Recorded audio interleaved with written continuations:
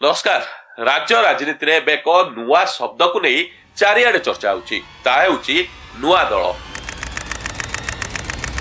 ए दलर ना कौन हेबो, केउ आदर्श रे चलिबो, किए नेता हेबो, ए सब प्रश्नर स्पष्ट उत्तर एजाए मिली नथिले भी राज्य राजनीति रे एक नुआ राजनैतिक दलर आवश्यकता नहीं चर्चा जोर धरछि। राजनैतिक समीक्षक मानक मतरे दीर्घ समय धरी राज्यर राजनीति दुई तीनोटी मुख्य दल मध्यरे सीमित रही आछि। एही परिस्थिति रे एक नुआ विकल्प दल जनमानस रे आशा जगाई पारे कि नहीं ताहा समय कहबो। एही चर्चार मध्य बिंदु रे एबे जेउ नाटी सबुठारु अधिक आछि से ना हेउछि मोहम्मद मुकिम। कांग्रेस दल सह दीर्घ दिनर संपर्क भांगिबा परे मुकिम नुआ दल गढ़िबाकु नै जेउ धरणर राजनैतिक चलचंचलता आरंभ करिसंती ताहा राज्य राजनीति रे एक नुआ समीकरण सृष्टि करछि।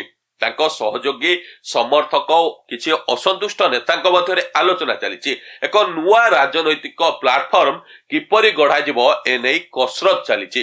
किंतु ए नुआ दलर आदर्श को नै ही सबुठारु अधिक तर्क वितर्क राजनैतिक महल रे जा शुणिबा को मिलुची मोकिम को नुआ दल कांग्रेस और वामपंथी विचारधारा चलिबो। ए दल हेउची कांग्रेस और वामपंथी दल मानकर एक मिश्रण। एई आदर्श उपरे एई भित्तिभूमि उपरे बा एई विचारधारा उपरे ए दल आगो को चलिबो। अर्थात सीधा सीधा कहबा गले कांग्रेस रो सेकुलर पॉलिसी सोशल जस्टिस कथा संख्या लघुंक अधिकार उपरे जोर देबा एई भली विचारधारा को नै एई भली कार्यक्रम को नै ए दल आगेई पारे। अन्य पक्षरु श्रमिक कृषक अवहेलित वर्गक प्रश्न को आगो को आनिबा को भी चेष्टा करा जिवो। एई धारा को केतेक राजनैतिक विशेषक कांग्रेस वाम पंच बोली मध्य वर्णना करूछन्ती। एठी आसुची सबुठारु संवेदनशील प्रश्न एपरी आदर्श उपरे भित्ति करी गढ़ा जाइतिबा दल को राज्यर साधारण भोटर केते दूर पर्यंत ग्रहण करिवे।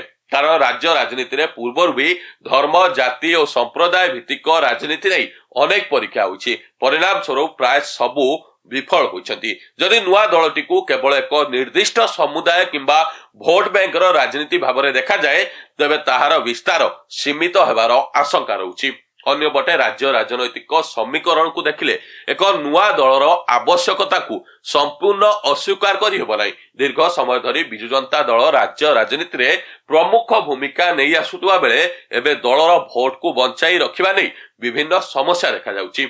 किछि भोटर नुआ विकल्प खोजुछन्ती एहा सत्य, किंतु सही अर्थ रे एक नुआ दल राजनीति को आहुरी चलचंचल करि परिबो कि नै ताहा भी बड़ प्रश्न। किंतु सबुठु बड़ प्रश्न होउछि से नुआ दल केवल भोट काटुथुबा दल हेबो कि ना एक सत्य सार्थक विकल्प भावरे उभय शासक विरोधी दल को चैलेंज दे पारिबो। जदि गोटिए संप्रदाय को खुशी करिया पई ए दल तयारी हिताए बा गोटिए संप्रदायर भोट को नवा पई दल तयारी होउछि ताहले आगामी दिन रे दल अनेक क्षति सहिबो। यह पूरा पूरी निर्भर करिबो दलर आदर्श कार्यक्रम और नेतृत्व उपरे।